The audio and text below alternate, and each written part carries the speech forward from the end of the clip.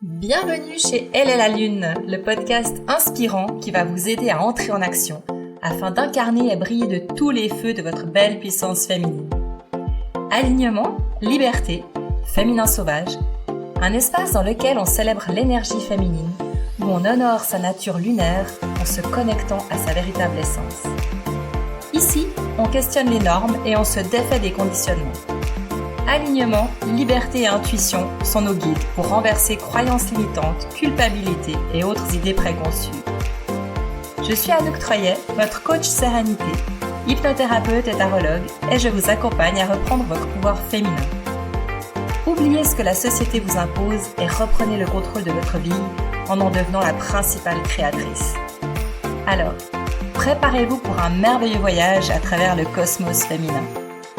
Sans plus attendre, je laisse la place à l'épisode du jour. Bonne écoute! On entend souvent dire que les hommes ne nous comprennent pas.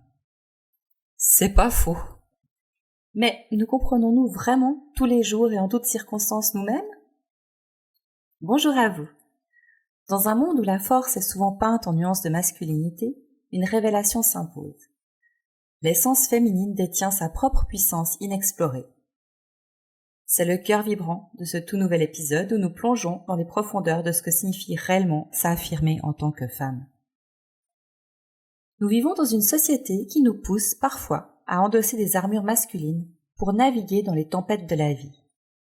Mais qu'arrive-t-il lorsque ces armures deviennent trop lourdes à porter? C'est là que notre voyage commence.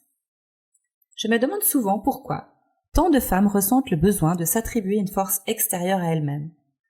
Parce que cette attitude peut être vraiment dévastatrice, tant pour elles-mêmes que pour leur entourage. Je ne sais pas si vous avez déjà vécu ça, mais voilà, c'est assez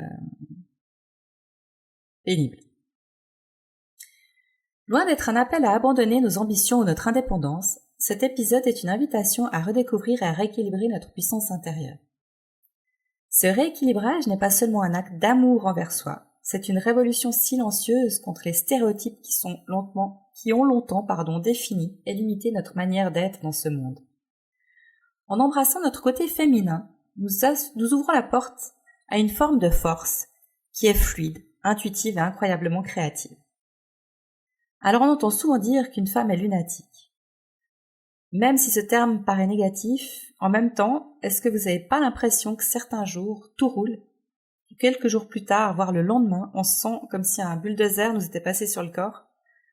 Eh ben oui, c'est ça notre nature cyclique. Notre féminité est profondément liée à notre cycle mensuel, qui lui est en harmonie avec la Lune.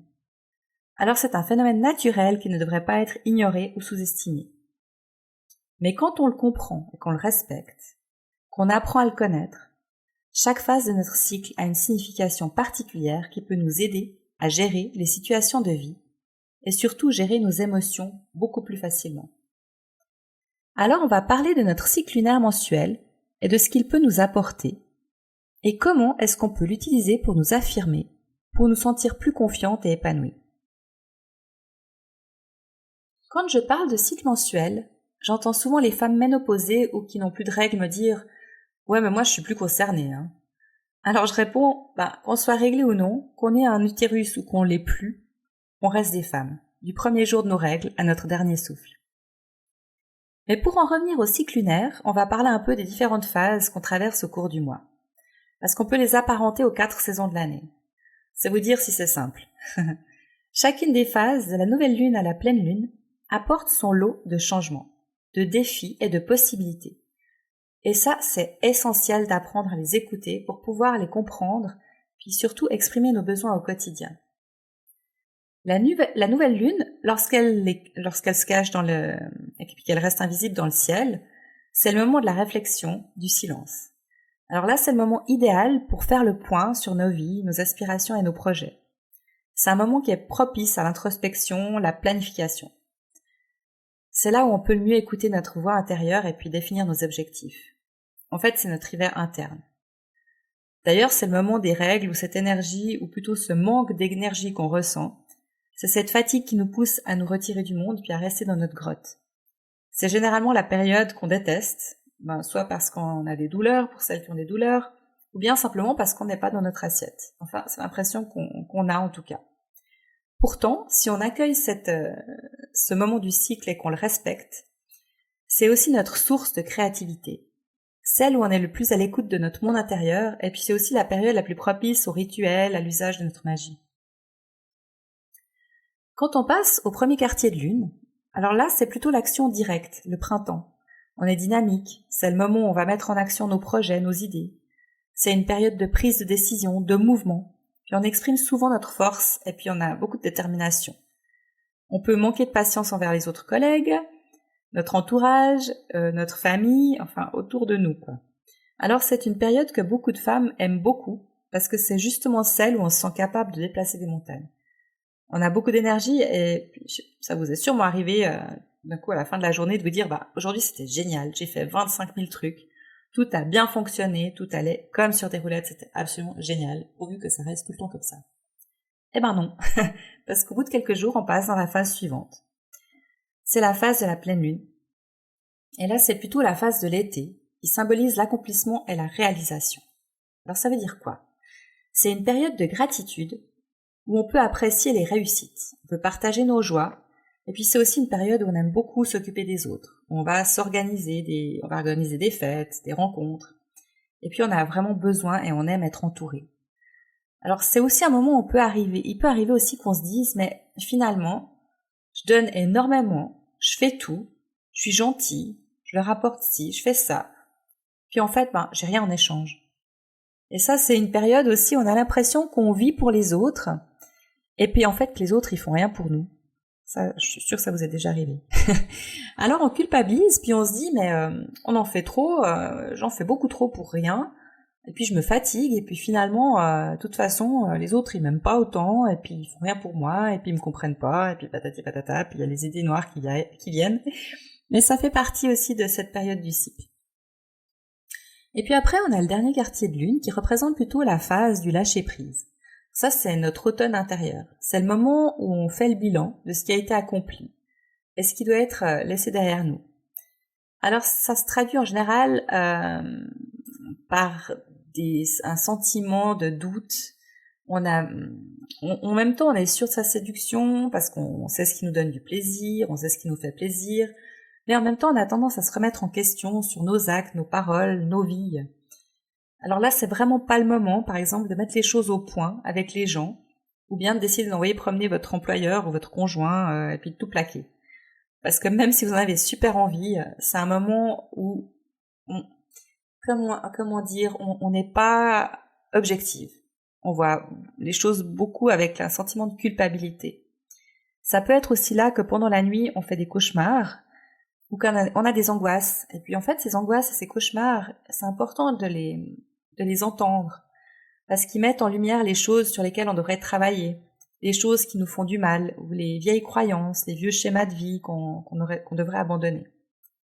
Et c'est cette période avant les règles, quand on commence à se sentir pas très bien, on n'a plus envie de sortir, on veut la paix, on peut devenir agressif d'ailleurs, si on nous laisse pas tranquille, si on nous sollicite trop, parce que tout simplement, on n'a plus trop d'énergie, puis on peut facilement oublier aussi ce qu'on est en train de faire. Je sais pas si ça vous arrive, vous levez tout d'un coup et puis mince, qu'est-ce que je devais faire, où est-ce que j'allais, enfin c'est super agaçant. Et ensuite, on recommence le cycle avec l'hiver qui suit après le printemps, l'hiver, voilà. Donc voilà pourquoi on parle de nature cyclique. Donc, quand on ressent notre cycle, on peut vraiment s'aligner sur notre rythme naturel et puis organiser notre vie de manière à ce qu'elle nous convienne à nous et puis tant pis pour les autres. C'est une façon puissante de nous affirmer et de nous faire respecter en tant que femmes. D'ailleurs, si on ose l'exprimer, et on s'affirme, la vie elle devient plus facile. Car nous on connaît nos forces, on connaît nos faiblesses, on peut gérer nos émotions et nos actions de manière à être en harmonie avec nos besoins du moment. Et surtout, on peut en parler. On peut expliquer aussi aux gens autour de nous pourquoi est-ce qu'on est comme ça, aux enfants. Ouais, voilà, maman, elle est un peu fatiguée pendant quelques jours, ça va revenir après. Nos conjoints aussi. J'ai un conjoint, je vais expliquer un petit peu comment ça se passe. Et puis maintenant, tout d'un coup, quand on n'est pas en accord ou qu'il y a un moment où il voit que je change d'énergie, ça lui revient. Puis il me dit, ah bah tiens, voilà, ok, bon bah c'est bon alors. Et puis c'est super pratique en fait, parce qu'il n'y a plus besoin d'expliquer les choses, il n'y a pas besoin de se justifier, on culpabilise plus, ça nous enlève vraiment beaucoup de culpabilité par rapport à notre entourage, notre famille, et puis surtout les proches qui vivent avec nous. Mais en fait, on nous a tellement appris à dépendre des hommes, de la famille, et puis par notre éducation, et c'est ce qui crée beaucoup de blocages, et puis on a des contrats de loyauté familiale inconscients aussi, qui font qu'on va souvent se soumettre à ceux et celles qu'on pense plus fort que nous. On va penser qu'il faut toujours qu'on demande des conseils parce on n'a pas confiance en nous, et puis qu'on pense que les autres savent mieux que nous, parce que souvent les autres en particulier, ils ont l'impression aussi, nous donnent l'impression, où ils vont nous dire qu'ils savent mieux que nous, ce qui nous fait du bien parce qu'ils nous connaissent. Mais franchement, il n'y a personne d'autre qui peut mieux vous connaître que vous-même. Ça, c'est une évidence. Alors c'est pour ça aussi qu'il y a des femmes qui, lorsqu'elles ont des postes à responsabilité, sont très désagréables et très autoritaires. Ça, c'est ce que je disais un petit peu tout à l'heure. J'en ai fait l'expérience avec des responsables, des supérieurs hiérarchiques. Elles peuvent être de vrais tyrans, tout simplement parce qu'elles surjouent le rôle qu'elles croient devoir tenir pour faire carrière et être respectées dans un monde masculin. Ce sont des femmes qui vont utiliser uniquement leur énergie masculine, mais dans le mauvais sens. C'est-à-dire sans aucune bienveillance et sans utiliser leur intuition et leurs énergies de douceur, leurs énergies féminines. Alors on n'est pas toujours douce, on est d'accord, mais notre essence, elle est quand même différente de celle des hommes. Donc elles seront même certainement plus sévères avec les femmes, parce qu'elles-mêmes vont considérer les femmes comme faibles et inaptes à diriger. Parce qu'elles se sont battues, puis elles sont allées dans cette énergie masculine pour réussir. Pourtant, les femmes qui utilisent leur qualité féminine, elles sont intuitives, créatrices. Elles parviennent à des résultats qui sont bien meilleurs et en plus elles respectent leur nature. Et puis elles s'épanouissent dans leur vie professionnelle, dans leur vie de femme. Et franchement, notre société a besoin de retrouver les énergies féminines pour que le monde soit à nouveau équilibré entre le féminin et le masculin. Et je peux vous assurer qu'il y a plein d'hommes qui seraient absolument ravis que les femmes se comportent comme des femmes, mais comme des femmes éveillées, comme des femmes autonomes. Parce que la bienveillance, c'est pas du tout incompatible avec l'autorité. Ça, c'est évident. On peut être autoritaire, on peut avoir une autorité, par exemple avec nos enfants, dans l'éducation, ou simplement dans le travail, en affirmant et en étant compétente dans ce qu'on fait, en l'affirmant. Donc si une femme utilise vraiment son énergie féminine et qu'elle adapte ses tâches à son cycle, elle sera plus efficace que si elle se force à jouer un rôle qui n'est pas en harmonie avec ses valeurs et puis avec qui elle est à l'intérieur d'elle-même. Notre féminité est une partie intégrante de qui nous sommes. Elle est à la fois douce et puissante, sensible et résiliente. Donc en embrassant notre féminité, on peut s'affirmer en tant que femme et vivre une vie authentique et épanouissante. Ça signifie être fidèle à nous-mêmes, honorer nos émotions et nos désirs, et aussi utiliser notre intuition et notre sensibilité comme des guides. On peut créer par exemple un espace sacré où nous pouvons explorer notre féminité. Alors ça peut être une pièce spéciale chez vous, que vous faites, un coin de nature ou même un moment dans la journée où vous vous consacrez entièrement à vous-même. Il n'y a pas besoin que ça soit long, ça peut être un quart d'heure, 20 minutes. Et puis dans cet espace, vous pouvez méditer, réfléchir, rêver, écrire dans votre journal intime, peindre, chanter, enfin faire tout ce qui vous fait vibrer, qui vous relie à votre énergie, à ce que vous aimez faire et à la personne que vous êtes au fond de vous, la femme que vous êtes au fond de vous. Célébrer votre féminité, ça peut aussi se faire d'autres façons, comme de s'offrir des soins, prendre le temps de se reposer, ça aussi, on a toujours l'impression que quand on dort ou quand on se repose, on fait rien, mais en fait c'est la base de la vie quand même. Puis ça permet de se ressourcer et puis on peut même organiser une célébration spéciale à chaque phase du cycle lunaire, nouvelle lune, pleine lune, il y a plein de méditations guidées. D'ailleurs, il y en a aussi sur ma chaîne YouTube si jamais. Enfin, je suis en train d'en créer, mais il y en a en tout cas déjà une. Donc en conclusion, s'affirmer en tant que femme libre et indépendante, c'est vraiment un voyage merveilleux qui nous permet de nous reconnecter profondément à nous-mêmes. Ça permet aussi d'explorer notre féminité et de vivre une vie authentique. N'oublions pas que chaque femme est unique et que notre façon de nous affirmer peut varier. Alors soyez douce avec vous-même, honorez votre voyage, célébrez votre féminité. Arrêtez de culpabiliser quand vous êtes dans une période où vous n'êtes pas au top de ce que vous aimeriez être, parce que en fait, c'est simplement que vous avez quelque chose qui s'ouvre à vous, une autre manière de vivre en fait, une autre manière d'apprendre à vous connaître et puis surtout de faire cette introspection et de savoir si vous faites vraiment du bien et de vous libérer aussi des schémas de vie toxiques qui vous conviennent plus, parce que on peut pas se libérer de quelque chose quand on nage dedans, quand on est en plein dedans et quand on n'a pas le recul nécessaire pour pouvoir analyser la situation, pour pouvoir la voir de loin. Il y a un exercice qui est très enrichissant aussi à faire, c'est quand vous êtes dans l'émotion, de sentir physiquement où se traduit votre émotion. Est-ce que c'est dans le ventre? Est-ce que c'est le plexus solaire? Est-ce que c'est le cœur? Est-ce que c'est la gorge? Est-ce que c'est la gorge qui vous serre? Ça veut dire que vous avez du mal à exprimer vos émotions.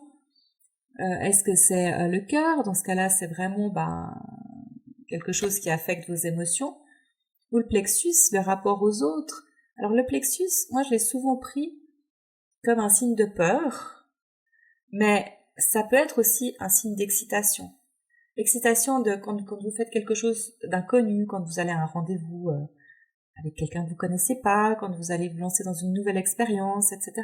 Et là, on confond souvent, en tout cas moi, j'ai souvent confondu ce sentiment avec cette émotion, avec de la peur. Mais en fait, je me rends compte que c'est souvent de l'excitation.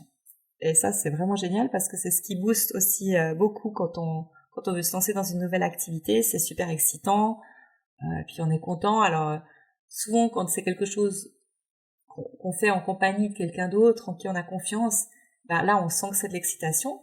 Mais quand on est seul, des fois, on se rend pas compte parce qu'on se dit, ok, j'ai quand même un peu la trouille. Parce que là, j'ai pas de garde-fou, j'ai personne qui est là pour me montrer le chemin ou pour m'accompagner. Alors en fait, vous êtes une femme libre et indépendante et vous avez le pouvoir de créer la vie que vous désirez. Pour en savoir plus, je vous propose de vous rendre sur mon site www.jdemandealalune.com parce que là, vous trouverez plus d'infos sur les 4 archétypes féminins, les soins que je propose en tant qu'hypnothérapeute, coach de vie et Moon Mother, ainsi que mon e-book sur le thème justement des 4 archétypes féminins. Donc cet e-book est au prix de 14 francs et à l'intérieur vous trouverez un mandala lunaire et des tableaux à imprimer et vous pourrez mettre en place directement votre propre calendrier lunaire de mois en mois.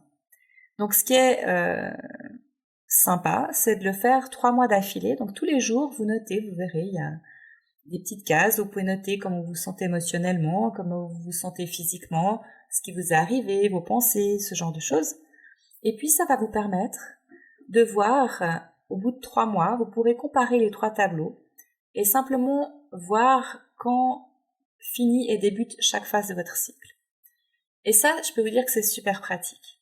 Parce que quand vous avez des choses à organiser, par exemple une fête, un anniversaire, un repas de famille, un repas avec des amis, etc., si vous décidez de le faire dans une date de lune descendante, quand vous êtes dans votre période de l'automne ou de l'hiver, au moment où vous allez arriver à ce moment-là, au moment du rendez-vous, vous serez fatigué, vous allez vous dire, mais mince, pourquoi, mais qu'est-ce qui m'a pris de vouloir organiser ça? C'est pas possible, j'ai pas envie de cuisiner, j'ai pas envie d'inviter, j'ai pas envie de voir du monde, j'ai pas envie de les accueillir. Enfin, toutes ces choses, quand on est fatigué. Et souvent, on n'a plus de mémoire aussi dans ces moments-là. Donc, quand vous connaîtrez votre cycle, vous pourrez vous dire, ok, génial, moi, alors plutôt que de le programmer telle semaine, qui est la période de l'hiver, je le programme juste le week-end d'après, quand je suis en phase dynamique, en phase du printemps ou de l'été. Et là, vous serez super heureuse et tout va bien se passer. La même chose, de la même manière, si tout d'un coup vous avez décidé de vous lancer dans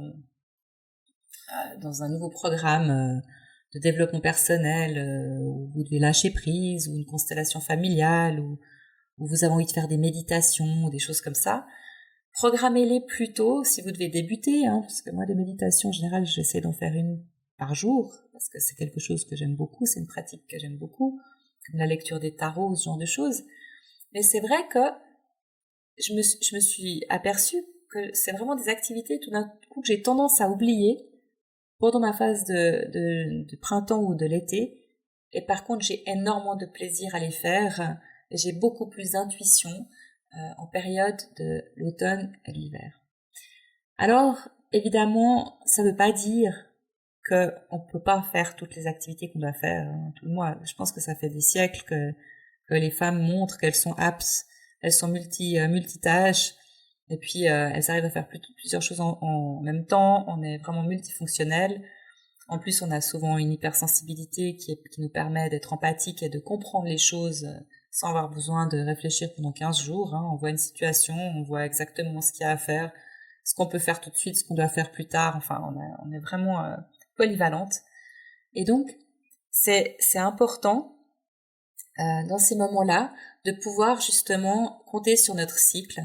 Et puis, mais on est tout à fait capable de les faire aussi en dehors, pendant ces périodes. Par exemple, on sait très bien quand on va travailler, on a des tâches à faire, et puis on les fait, quoi qu'il en soit, quoi qu'il en coûte, et malgré tout ce que ces messieurs peuvent en dire. Mais simplement, une fois que vous connaissez votre cycle, vous pouvez déjà ne pas culpabiliser et puis vous dire ok, j'ai un monstre boulot à faire, je sais que l'échéance elle est je sais pas dans 3 semaines, alors je vais mettre le maximum d'énergie dans mes 2 périodes où je suis dans mes phases dynamiques, c'est-à-dire dans mon printemps et dans mon été. Parce que là, les choses, elles vont se faire. Je vais avoir de la facilité à aller en contact aussi avec les autres, peut-être à faire de la promotion, peut-être à aller parler avec des collègues, peut-être à mettre en place un groupe, ce genre de choses. Et puis après, les 2 autres phases, elles sont plus là pour organiser, pour voir ce qui a pu marcher, ou bien ce qui va marcher, ce qui va peut-être pas marcher en fonction de l'expérience, des choses comme ça. Donc de toute façon, quoi qu'il en soit, on arrive de toute façon à faire nos tâches. Il n'y a aucun souci avec ça. Simplement, ces méthodes, c'est vraiment une manière de se simplifier la vie. Et puis d'avoir une vie beaucoup plus en harmonie et moins stressante. Voilà. Alors, je vous remercie d'avoir été avec moi aujourd'hui. Si ce podcast vous a touché ou si vous pensez qu'il pourrait aider quelqu'un dans votre entourage, n'hésitez surtout pas à le partager. Et puis on se retrouve très bientôt pour un nouvel épisode où on va continuer à explorer ensemble les chemins vers une vie plus équilibrée et heureuse. Alors, prenez soin de vous d'ici là et rappelez-vous, la première personne qui mérite votre amour, c'est vous-même. À bientôt!